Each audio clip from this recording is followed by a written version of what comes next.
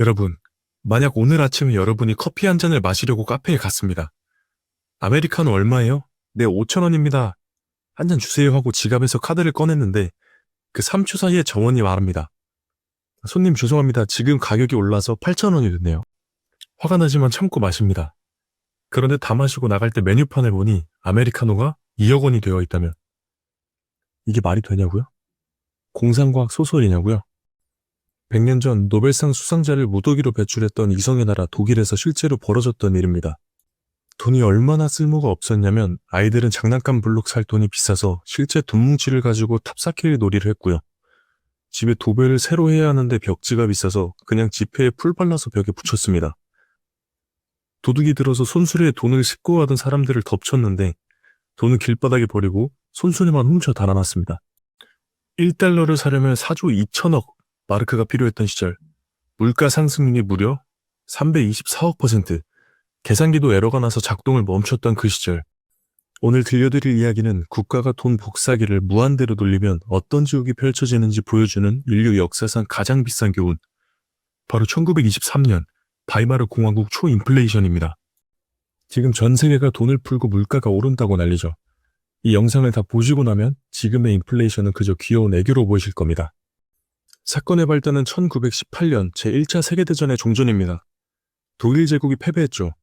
승전국인 프랑스와 영국은 독일을 아주 밟아버리기로 작정합니다. 다신 덤비지 못하게 말이죠. 그래서 맺은 게 그 유명한 베르사유 조약입니다. 내용이 뭐냐? 독일 땅 알짜배기와 공장, 탄광 등을 다 뺏고 1320억 금마르크의 배상금도 뺏어갔습니다. 이게 어느 정도 큰 돈이냐면요.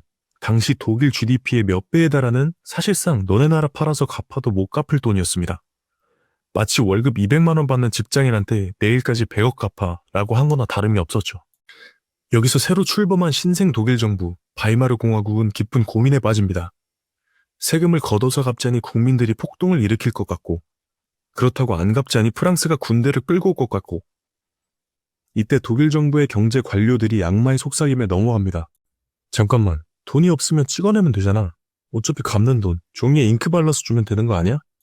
물론 연합국도 바보가 아니라서 배상금은 금이나 달러로 내놔라고 했지만 독일 정부는 일단 돈을 찍어서 외화를 사서 갚지 않은 위험한 줄타기를 시작합니다.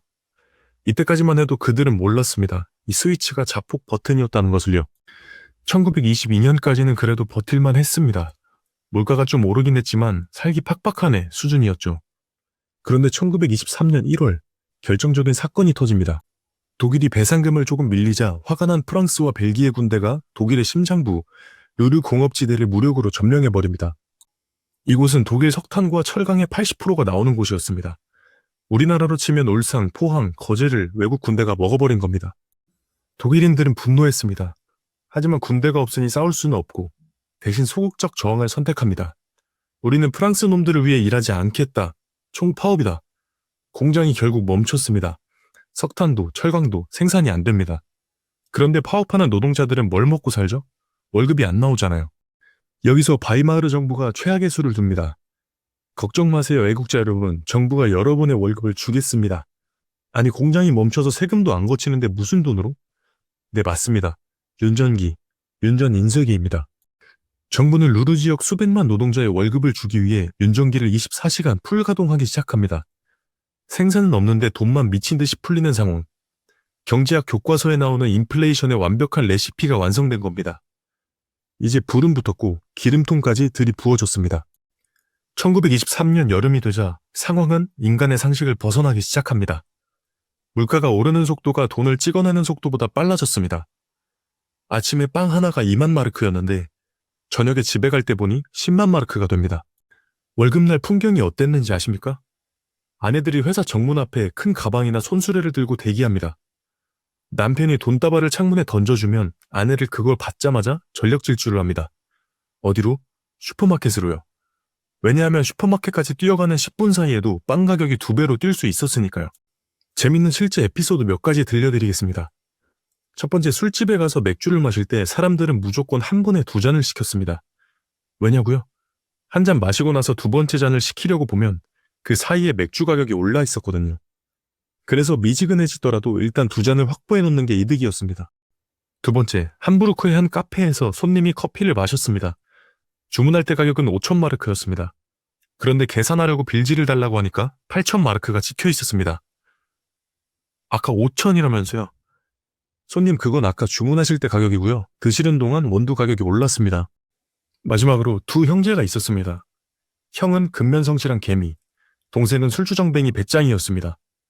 형은 평생 열심히 일해서 거금을 은행에 저축했고, 동생은 버는 족족 와인을 사서 마시고 빈병만 지하실에 쌓아뒀습니다. 1923년이 되자 어떻게 됐을까요? 형의 평생 저축액은 우표 한 장 살 돈도 안 되게 변해버려 쫄딱 망했습니다. 반면 동생은 지하실에 쌓아둔 빈 와인병의 가격이 폭등해서 그 유일병을 팔아서 떼돈을 벌었습니다. 성실함이 처벌받고 방탕함이 보상받는 세상.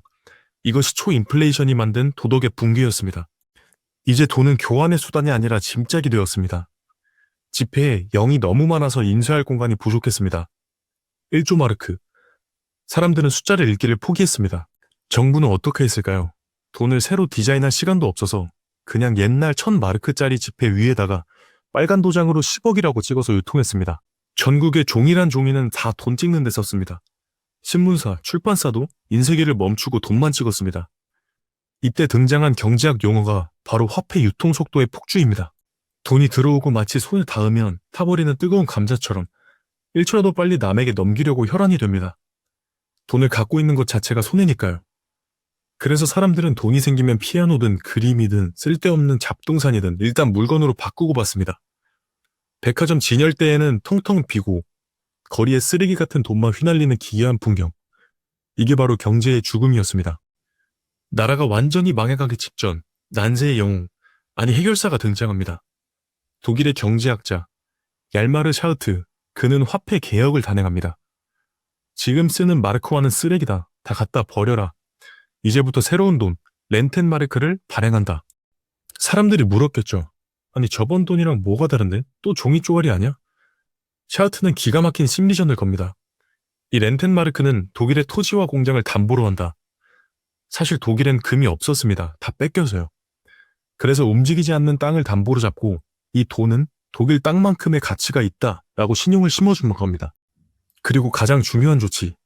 오늘부로 정부의 윤전기 가동을 중단하고 더 이상 돈을 찍어내지 않겠다고 말했습니다. 교환 비율은 국권 1조 마르크가 신권 1 렌텐마르크로 0을 모두 12개를 지워버렸습니다. 놀랍게도 거짓말처럼 물가가 잡혔습니다. 사람들은 이제 돈 가치가 안 떨어진대라고 믿기 시작했고 장롱 속에 숨겨뒀던 물건들을 꺼내 팔기 시작했습니다. 이걸 렌텐마르크의 기적이라고 부릅니다. 광란의 파티가 끝난 겁니다. 경제는 안정을 찾았지만 상처는 너무 깊었습니다. 특히 중산층이 전멸했습니다. 평생 성실히 저축만 했던 의사, 변호사, 공무원, 퇴직자들, 이들의 노후 자금은 우표 한 장 값이 되어 증발해버렸습니다. 반면 빚쟁이들과 투기꾼들은 떼돈을 벌었죠. 사람들의 마음속엔 분노와 배신감만 남았습니다. 민주주의? 공화국? 다 개소리야. 내 돈을 휴지로 만든 무능한 정부놈들. 이게 다 베르사유 조약을 강요한 프랑스 놈들과 돈놀이하는 유대인들 때문이다. 이 분노를 정확하게 파고든 사람이 있었습니다. 인플레이션이 절정이던 1923년 11월 8일 미넨의 한 맥주홀에서 한 남자가 권총을 쏘며 혁명을 외칩니다. 이 무능한 정부를 뒤엎고 위대한 독일을 다시 만들자. 비록 이 쿠데타는 실패했지만 사람들은 그의 이름과 목소리를 기억했습니다. 그의 이름은 바로 아돌프 히틀러.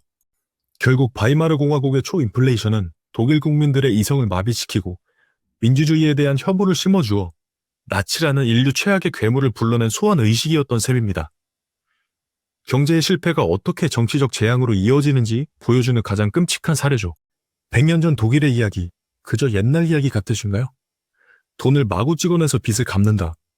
이 달콤한 유혹은 2025년 지금도 전 세계 정부들을 유혹하고 있습니다. 물론 지금의 중앙은행들은 그때보다 훨씬 똑똑합니다. 하지만 화폐라는 건 결국 믿음이라는 얇은 얼음 위에 지어진 집입니다. 그 믿음에 금이 가기 시작하면 얼음은 순식간에 깨지고 우리는 차가운 물속으로 빠지게 됩니다. 오늘 여러분의 지갑 속에 있는 5만원권, 이게 종이 쪼가리가 아니라 가치를 가지는 건 우리가 그렇게 믿기로 약속했기 때문입니다.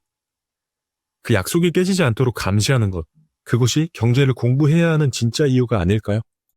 오늘 바이마르 공화국의 300억 배 떡락 이야기, 흥미롭고 재밌으셨다면 구독과 좋아요 부탁드립니다. 감사합니다.